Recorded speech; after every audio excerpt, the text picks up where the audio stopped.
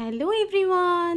শীতের দিনে মুগ ডাল রান্না করা কিন্তু খুব সুন্দর হয়, কারণ শীতের সময় এত রকম সবজি পাওয়া যায় যা দিয়ে মুগ ডাল রান্না করলে খেতে কিন্তু খুব সুস্বাদু হয়।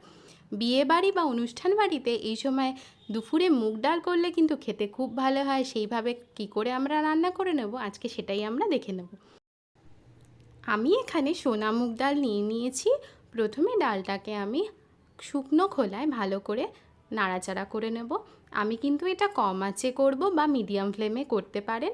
একদম হালকা আঁচে আমি এটা বেশ কিছুক্ষণ নাড়াচাড়া করে নেব। প্রায় 1 মিনিটের জন্য আমি কিন্তু কম আঁচেই এটা করে নিচ্ছি। আঁচ বাড়াবেন না, তাতে কিন্তু চট করে এটার রং চেঞ্জ হয়ে যাবে এবং পোড়া লেগে যেতে পারে। তাতে কিন্তু এটা একটা স্মেল আসবে এবং খেতে কিন্তু ভালো লাগবে না। তাই অবশ্যই এটাকে লো বা মিডিয়াম ফ্লেমে করবেন এবং কন্টিনিউয়াসলি এটাকে কিন্তু নাড়াচাড়া করবেন। দেখুন আমার ডালটার মধ্যে হালকা একটা লালচে রং হয়ে গেছে 1 মিনিটের মধ্যে। এবার আমি ডালটাকে তুলে নেব। আমার ডালটা কিন্তু শুকনো খোলায় ভাজা হয়ে গেছে। এবার আমি ডালটাকে তুলে ভালো করে ধুয়ে নেব। আগে কিন্তু ধোবেন না, এরপরে ধুয়ে আমি ডালটাকে সিদ্ধ করতে বসিয়ে দিয়েছি।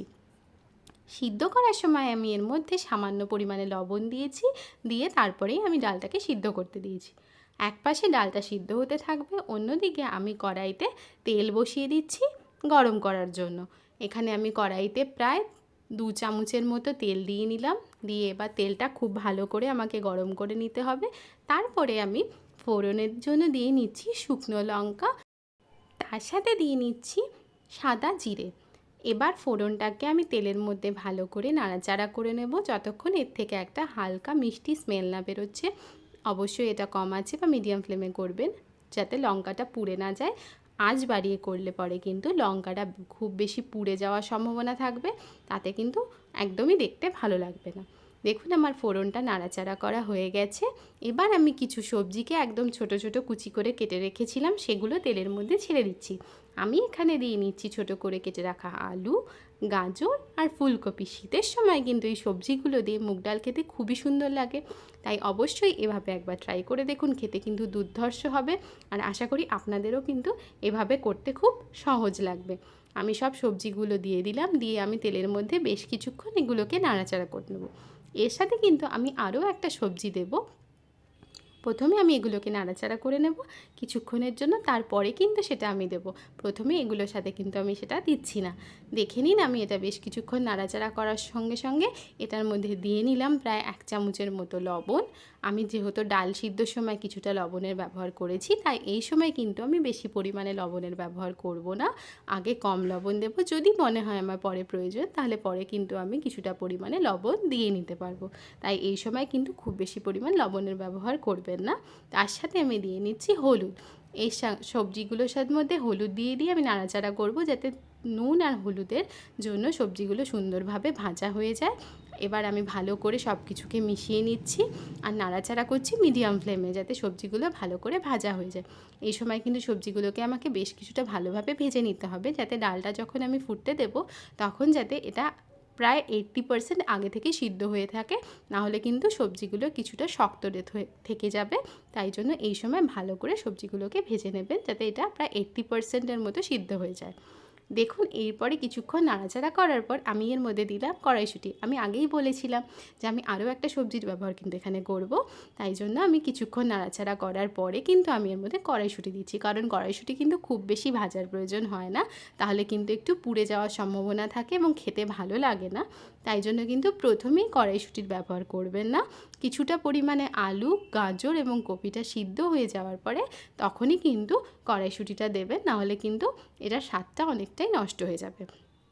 কড়াইশুঁটিটা দিয়ে আরও প্রায় 1 মিনিটের মতো আমি এভাবেই নাড়াচাড়া করে নিলাম। তারপরে যে ডালটা আমি সিদ্ধ করে রেখেছিলাম সেই ডালটা পুরোপুরি আমি এর মধ্যে দিয়ে দিচ্ছি। দিয়ে আমি ডালটাকে কিন্তু সব কিছুর সাথে খুব ভালো করে মিশিয়ে নিচ্ছি। আমাকে কিন্তু এখানে ডালটাকে খুব ভালো করে সব কিছুর সাথে মিশিয়ে নিতে হবে, যাতে সবজিটা আর মশলা যেমন হলুদ, নুন সব কিছু যেন খুব ভালো মতো ডালের সাথে মিশে যায়। ডালটাকে খুব ভালো করে মিশিয়ে প্রায় কিছুক্ষণ নাড়াচাড়া করে আমি কিন্তু এটাকে ফুটতে দেবো। শীতকালে এইভাবে একবার রান্না না করলে না খেলে কিন্তু পুরোপুরি মিস করা হয়। কারণ শীতের সময় যে এত রকম সবজি পাওয়া যায়, সারা বছর তো এত রকম সবজি পাওয়া যায়, কিন্তু তার স্বাদ কিন্তু শীতের সময় সবজির মতো হয় না। শীতের সময় সবজির যে স্বাদটা থাকে সেটা কিন্তু খুবই ভালো হয়। তাই জন্য অবশ্যই এইভাবে একবার করে দেখা দরকার। এর সাথে আমি আরও কিছুটা পরিমাণ জল দিয়ে নিলাম, কারণ ডালটা বেশ কিছুটা ঘন আছে, তাই জন্য পরে আমাকে আরও কিছুটা পরিমাণ জলের ব্যবহার করতে হলো। আপনারা আপনাদের প্রয়োজন অনুসারে এখানে জলটা দিয়ে নেবেন, যতটা পাতলা বা ঘন করতে চান সেই অনুযায়ী জলের ব্যবহার করবেন। এবার আমি খুব ভালো করে নাড়াচাড়া করে নিলাম, তারপরে এর মধ্যে দিয়ে দিচ্ছি চিনি। যেহেতু এটা নিরামিষ ডাল এবং এটা মুগ ডাল, তাই জন্য এখানে কিন্তু লবণ চিনি দুটোর ব্যবহারই খুবই প্রয়োজনীয়। লবণ যেহেতু আমি আগে থেকেই ব্যবহার করেছিলাম, তাই জন্য এখানে আমি আর লবণের ব্যবহার করছি না, শুধুমাত্র চিনিটাই দিচ্ছি পরিমাণ মতো। আপনারা যদি মিষ্টিটা একটু বেশি খান তাহলে একটু বেশি দেবেন, না হলে কিন্তু কম করেই চিনিটা ব্যবহার করবেন। এবার আমি চিনি দিয়ে সব কিছুকে আবারও নাড়াচাড়া করে মিশিয়ে এটাকে ফুটতে দিয়েছি। দেখুন এটা বেশ কিছুটা ফুটে গেছে এবং সবজিগুলো কিন্তু পুরোপুরি প্রায় সিদ্ধ হয়ে গেছে। এবার কিন্তু আমি এর মধ্যে ভালো করে ফুটিয়ে নেওয়ার পরে দিয়ে দেব কিছু মশলা। মশলার জন্য আমি এখানে শুধুমাত্র ব্যবহার করছি শাহি গরম মশলা, আর দিয়ে নিচ্ছি 2 চামচের মতো ঘি। এই দুটো কিন্তু কোনোভাবেই স্কিপ করবেন না, কারণ এই রান্নায় এই দুটোই কিন্তু রান্নার সবথেকে বেশি স্বাদ এনে দেয়।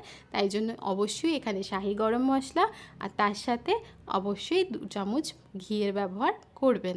আপনারা আপনাদের প্রয়োজন অনুসারে ঘি দেবেন। আমি এখানে 2 চামচের মতো ঘি ব্যবহার করেছি। দিয়ে আমি সব কিছুকে আবারও ভালো করে মিশিয়ে নাড়াচাড়া করে নিচ্ছি। তারপরে কিন্তু এই ডালটাকে প্রায় আরও হাফ মিনিটের জন্য আমি এভাবেই রেখে দেবো ফোটানোর জন্য। তারপরে কিন্তু আমি এটা নামিয়ে নেব। আমার ডাল কিন্তু পুরোপুরি রেডি। যদি ভালো লাগে অবশ্যই লাইক দেবেন আর আমার চ্যানেলটিকে অবশ্যই সাবস্ক্রাইব করবেন।